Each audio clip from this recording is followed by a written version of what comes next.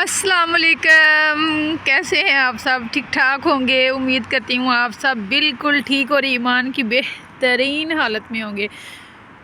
मैं भी अल्हम्दुलिल्लाह बिल्कुल ठीक ठाक हूँ और अल्लाह के करम से ईमान की बेहतरीन हालत में हूँ। अच्छा जी, मेरी बात सुने। आज मैं आपको एक बात बताऊँगी। अगर आप लोग मेरी बात से इत्फाक करते हैं तो मुझे ज़रूर कमेंट बॉक्स में बताना। देखें, कोई हम 1900 की हिस्ट्री में तो नहीं आते हैं, मतलब कि बहुत ज़्यादा पुराने तो नहीं हैं, लेकिन मैंने हिसाब लगाया इन 20 सालों में ना दुनिया बड़ी चेंज हो गई है।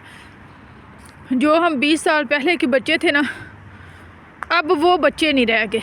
आप यकीन करें, बच्चों के इतने नखरे हैं, इतने एटीट्यूड हैं, इतने बच्चे चालाक हैं। उन्हें ये पता है कौन सी चीज़ अच्छी है जी। इस सूट के साथ ये जूता ठीक लगेगा, इस जूते के साथ ये शू वो क्या नाम है शर्ट ठीक लगेगी। आप यकीन करें, हम लोग जब छोटे थे ना तो हमें तो कोई ऐसी बात का नहीं था पता होता। मेरी तो अम्मी जाती थी, सारी बहनों और भाइयों के लिए चीज़ें ले आती थी, तो हमें पता ही नहीं था है कि इन चीज़ों को नापसंद भी करना है। अब मैं आपको अपने बच्चों की बात बताऊँ। मेरा बेटा कह रहा था, मामा आपने जो मुझे वॉच लेके दी है ना वो इतनी ठीक नहीं है। मैंने कहा क्यों भाई, इससे क्या हो गया? इससे ये हुआ है कि आप ना इस वॉच के जो है ना वो जो डिफरेंट कलर की नहीं होती यार, क्या उसे कहते हैं, बेल्ट। डिफरेंट कलर की जो बेल्ट वाली होती है ना, कहते हैं वॉच के साथ ना 12 डिफरेंट कलर के ना की बेल्ट मिलती हैं। वो स्ट्रिप्स जो बांधते नहीं हैं बाजू पे वो। तो मैंने कहा उनका क्या फ़ायदा है जी? उनका मामा ये फ़ायदा है कि जिस तरह का, जिस कलर का हम सूट पहनेंगे ना, वो हम चेंज करके तो उसके साथ मैच करके पहनेंगे। अल्लाह तौबा, मैं तो हैरान रह गई। ऐसी बातें आप लोगों को कौन बताते हैं? आपको कैसे पता चलता है? आपकी अम्मा को तो इतने फैशन आते नहीं हैं, उसे पता नहीं है कौन सी चीज़ किसके साथ ठीक लगेगी। आजकल बच्चों के बड़े नखरे हैं। हम तो सीधे सादे से बच्चे होते थे। हमारे अब्बू इकट्ठे सबके कपड़े ले आते थे। तो ये कोई बहुत पुरानी बात नहीं है, ये 2001-2 की बात है कि हम बेसिकली पीछे ना गाँव से हैं। तो हमारे गांव में ना ऐसा होता था कि एक बाबा जी ना दर्जी आते थे, वो शहर से आते थे। तो उन्होंने क्या करना, उन्होंने गर्मियों में आना है ना, तो 4 दिन एक के घर, 4 दिन एक के घर, 4 दिन एक के घर, ऐसे घरों में बैठ के सारे उनके टब्बर के कपड़े सिलाई कर कुर के उन्हें दे के तो चले जाते थे। तो कोई नहरा नहीं था होता। हम उसे उन बाबा जी दर्जी नहीं थे कहते, हम कहते थे बाबा छींबा।